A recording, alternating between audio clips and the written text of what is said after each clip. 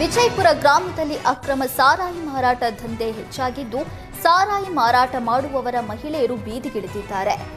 ತಾಳಿಕೋಟೆ ತಾಲೂಕಿನ ಬಿಣಚಗಿ ಗ್ರಾಮದಲ್ಲಿ ಅಕ್ರಮ ಮದ್ಯ ಮಾರಾಟಗಾರರ ವಿರುದ್ಧ ಮಹಿಳೆಯರು ಕಹಳೆ ಮೊಳಗಿಸಿದ್ದಾರೆ.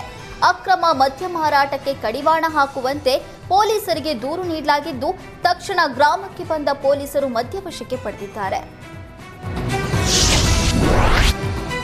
ಬೆಂಗಳೂರು ಸಂಚಾರಿ ಪೊಲೀಸರ ಕಾರ್ಯಾಚರಣೆಯಲ್ಲಿ ಮದ್ಯಪಾನ ಮಾಡಿ ವಾಹನ ಚಲಾಯಿಸಿದವರ ವಿರುದ್ಧ ಕೇಸ್ ದಾಖಲಾಗಿದೆ.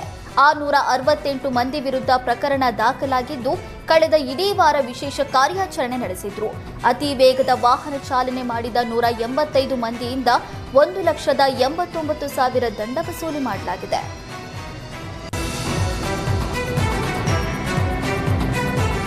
ಅತ್ಯಾಚಾರ ಪ್ರಕರಣದಲ್ಲಿ ಪ್ರಜ್ವಲ್ ರೇವಣ್ಣ ಪರ ವಕೀಲ ಅರುಣ್ ಹಿಂದೆ ಸರಿದಿದ್ರು. ಇಂದು ವಕೀಲರ ನೇಮಕ ಸಂಬಂಧ ಜನಪ್ರತಿನಿಧಿಗಳ ಕೋರ್ಟ್ಗೆ ಪ್ರಜ್ವಲ್ ತಾಯಿ ಭವಾನಿ ರೇವಣ್ಣ ಹಾಜರಾಗಿದ್ರು.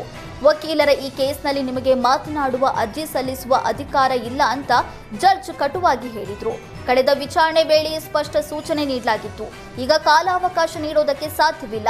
ಮಧ್ಯಾಹ್ನದ ಒಳಗೆ ಹೊಸ ವಕೀಲರನ್ನ ನಿಯೋಜಿಸಿಕೊಳ್ಳಿ ಅಥವಾ ಜಿಲ್ಲಾ ಕಾನೂನು ಪ್ರಾಧಿಕಾರದಿಂದ ನಿಯೋಜಿಸಿಕೊಳ್ಳಿ ಅಂತ ಜಡ್ಜ್ ಸೂಚನೆ ನೀಡಿದ್ರು. ಹಿಂದೆ ತನಿಖಾಧಿಕಾರಿ ಸಮಕ್ಷಮದಲ್ಲಿ ಮಾತನಾಡಲು ಭವಾನಿ ರೇವಣ್ಣ ಅವಕಾಶ ಕೇಳಿದ್ರು. ಜನಪ್ರತಿನಿಧಿಗಳ ಕೋರ್ಟ್ ವಿಚಾರಣೆಯನ್ನ ಮಧ್ಯಾಹ್ನ 3 ಗಂಟೆಗೆ ಮುಂದೂಡಿದೆ. ಕೆಲವೇ ಕ್ಷಣಗಳಲ್ಲಿ ಜನಪ್ರತಿನಿಧಿಗಳ ಕೋರ್ಟ್ನಲ್ಲಿ ವಿಚಾರಣೆ ನಡೆಯಲಿದೆ.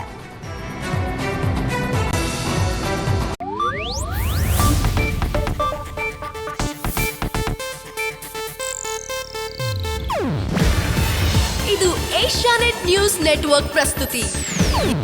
ನೀವು ನೋಡ್ತಿದ್ದೀರಾ ಏಷ್ಯಾನೆಟ್ ಸುವರ್ಣ ನ್ಯೂಸ್.